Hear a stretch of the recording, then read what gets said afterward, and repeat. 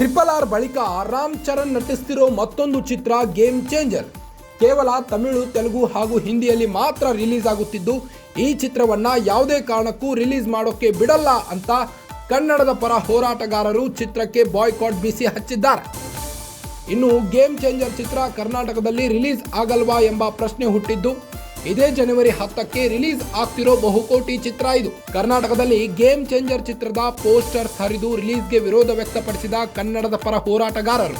ಇನ್ನು ಕನ್ನಡ ಪರ ಹೋರಾಟಗಾರರಿಂದ ಚಿತ್ರಕ್ಕೆ ಬಾಯ್ಕಾಟ್ ಬಿಸಿ ಹತ್ತಿದ್ದು, ರಾಜಮೌಳಿಯ RRR ಬಳಿಕ ರಾಮ್ ಚರಣ್ ನಟಿಸಿರೋ ಸಿನಿಮಾ ಇದು. ತೆಲುಗು ಸಿನಿಮಾ ಕನ್ನಡದಲ್ಲಿ ರಿಲೀಸ್ ಆಗ್ತಿಲ್ಲ ಎಂದು ಆಕ್ರೋಶ ವ್ಯಕ್ತವಾಗ್ತಾ ಇದೆ. ಕರ್ನಾಟಕದಲ್ಲೂ ತೆಲುಗು ಭಾಷೆಯಲ್ಲೇ ರಿಲೀಸ್ ಆಗ್ತಿದೆ ಗೇಮ್ ಚೇಂಜರ್ ಚಿತ್ರ.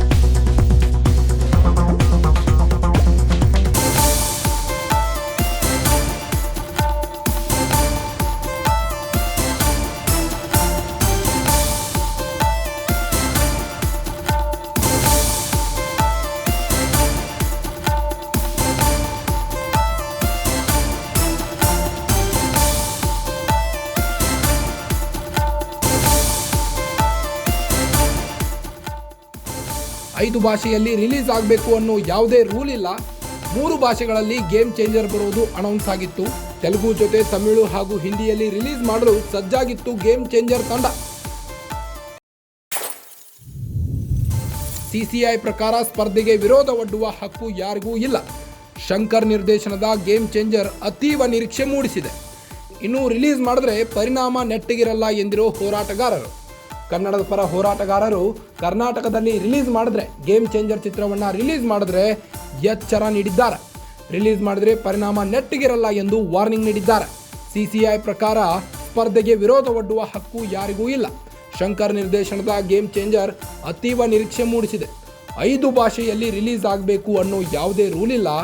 ಕೇವಲ 3 ಭಾಷೆಗಳಲ್ಲಿ ಗೇಮ್ ಚೇಂಜರ್ ಬರೋದು ಅನೌನ್ಸ್ ಆಗಿತ್ತು. ತೆಲುಗು ಜೊತೆ ತಮಿಳು ಹಾಗೂ ಹಿಂದಿಯಲ್ಲೂ ರಿಲೀಸ್ ಆಗಲು ಸಜ್ಜಾಗಿತ್ತು.